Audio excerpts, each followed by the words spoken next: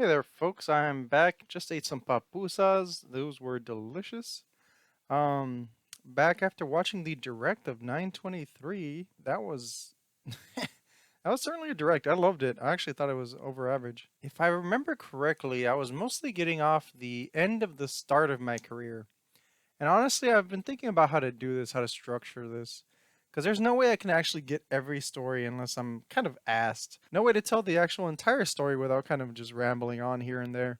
So I think I'm just going to honestly break it up into three parts. Part one was the intro, part two is the middle, and part three is kind of like the end of my Smash career, which has been far more of the recent since the oh shoot, they don't like to say it on YouTube, huh? Since the start of the issue we all had to deal with about a year and a half ago.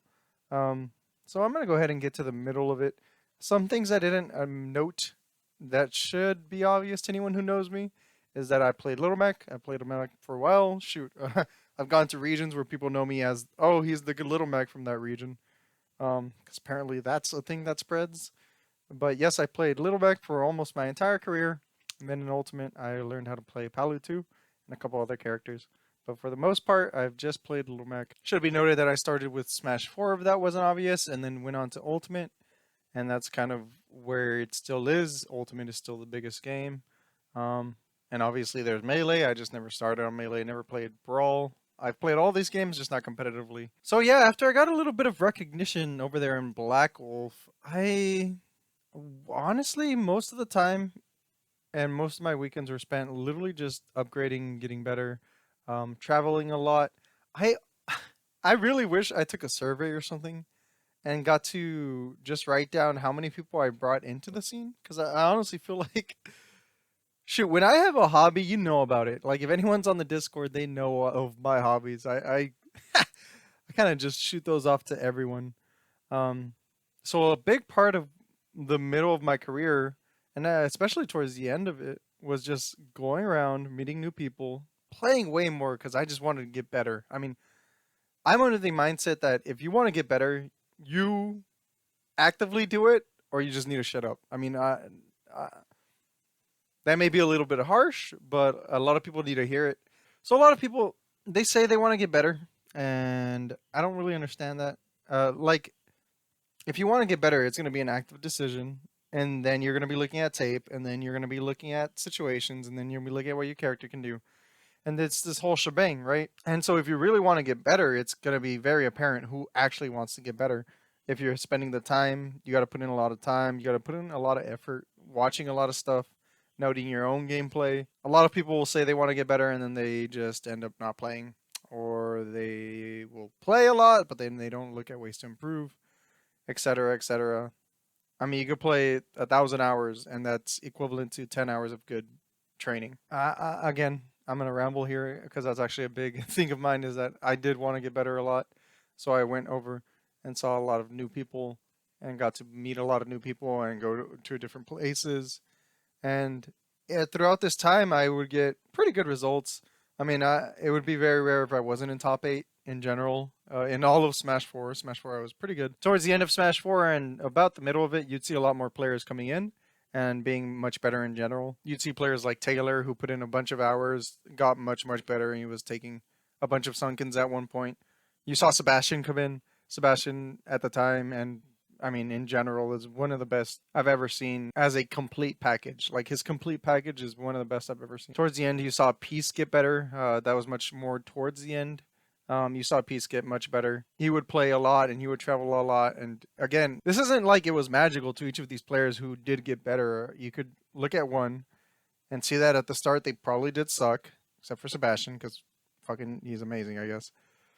They probably did suck like everyone else. They rolled too much. They did too many dumb things, etc. And then you could probably track their progress and see when they got better. I mean, I said at the start I had good results since like the start of it, but even then, I can tell you if I were to play the person of me who started tournaments, I would absolutely annihilate that version of me.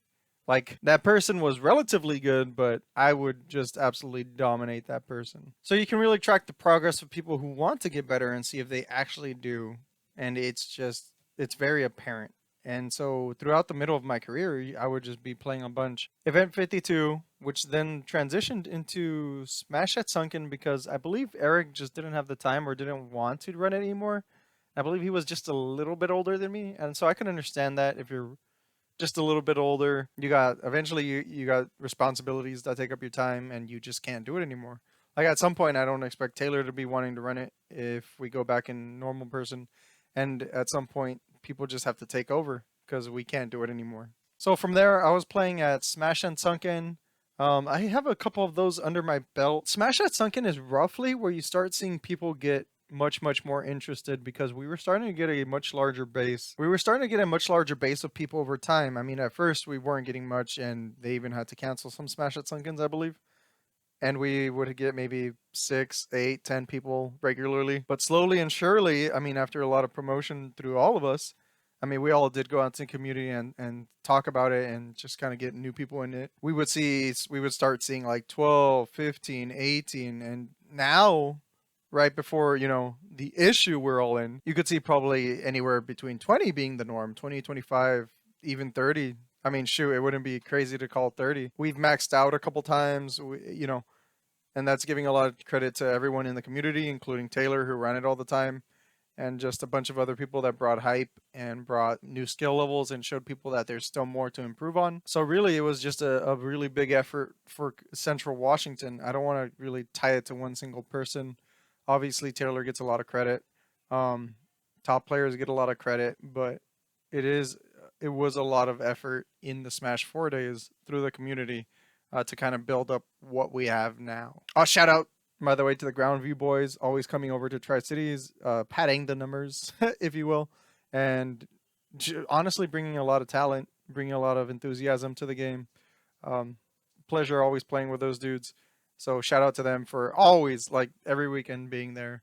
Crazy that they drove about an hour each weekend just to play Smash, $5, have to pay gas, etc.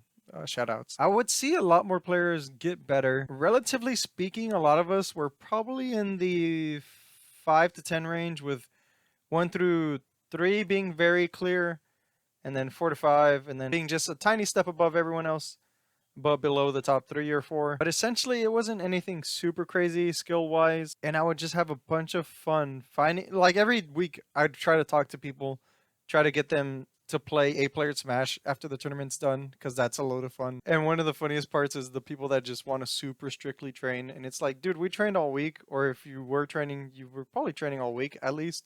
Just have some fun, relax. It's at the end of the day, it's a game we all love, and I get that it's competition and trying to beat each other, but I mean, a big part of it is the community. Not all of us can be first place, and not all of us can grow super rapidly or super crazily. But at the very end of the day, we can at the very least play an 8-player Smash and have fun with each other.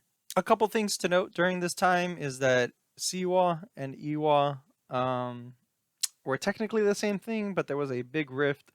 I don't really want to go into that too much because I don't know the full extent of it.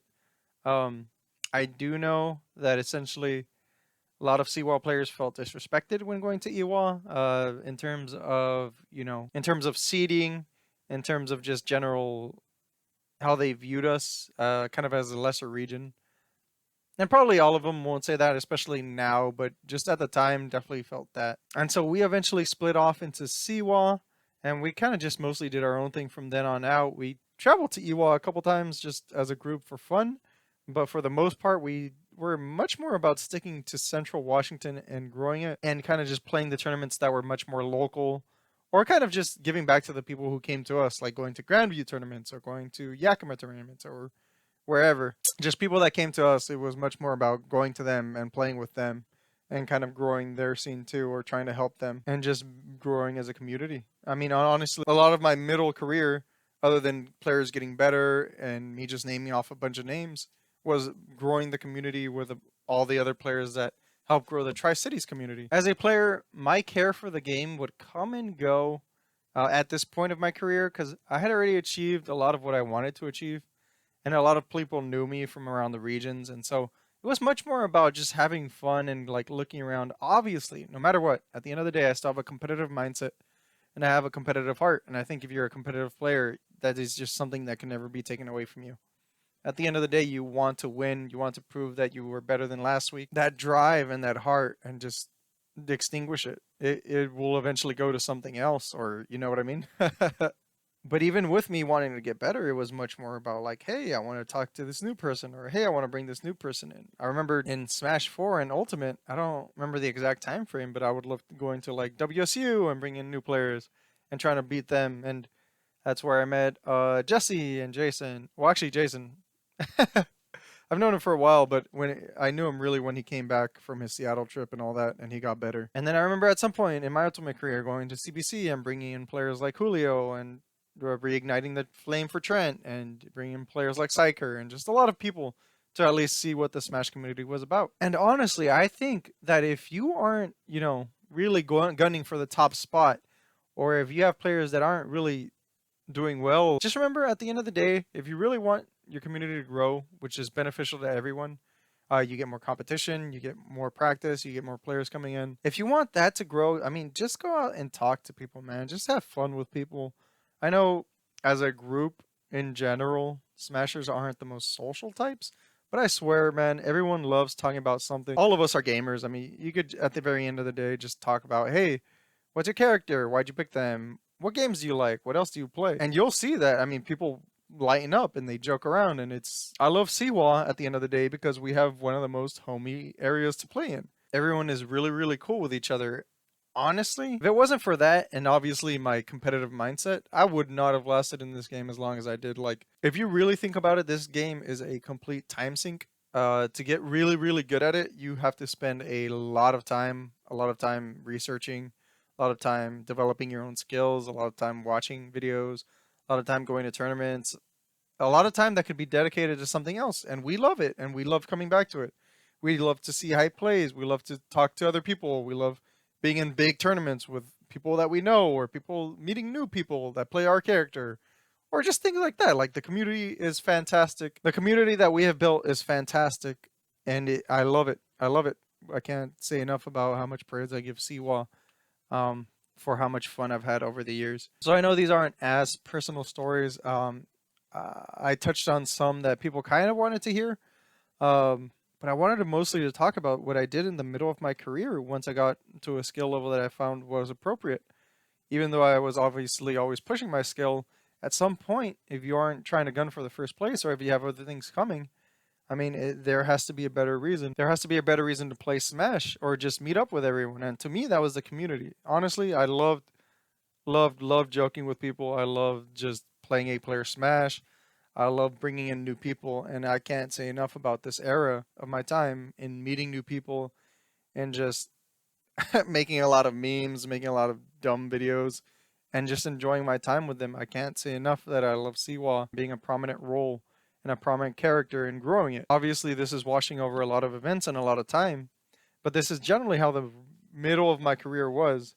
And I'm kind of just trying to lead to where I am mentally now and my mindset as I basically have retired. I'm just not playing it as much. Not that I don't love the game, not that I don't love the people, but it's just at the point where I see it fit to retire and kind of let new people come in and let people take over. And for me to just do other things in life. I mean, I love video games. I ridiculously love video games. I should probably be doing reviews of video games because I play them so much. And I could just say a million things about video games. Or I should be talking about introspectives or whatever. I should just be doing something else with games at this point in my life. But with that being said, I wanted to get to kind of a lead in to my final video where I'm talking about the end of my career, kind of how it all ended, and just things like that. I know this was a little all over the place and it wasn't as much driven by stories. And if people question me or give me questions, I'll do it in the final video, or I'll do kind of just a stories video. But I really just wanted to kind of say my reason for continuing to play the game, because I know at some point people will maybe want to stop playing the game or stop being a part of the community. And I want them to at least have a good reason. For me, for the longest time, I loved the community, and I love building it, and I love growing it, and I love watching players grow.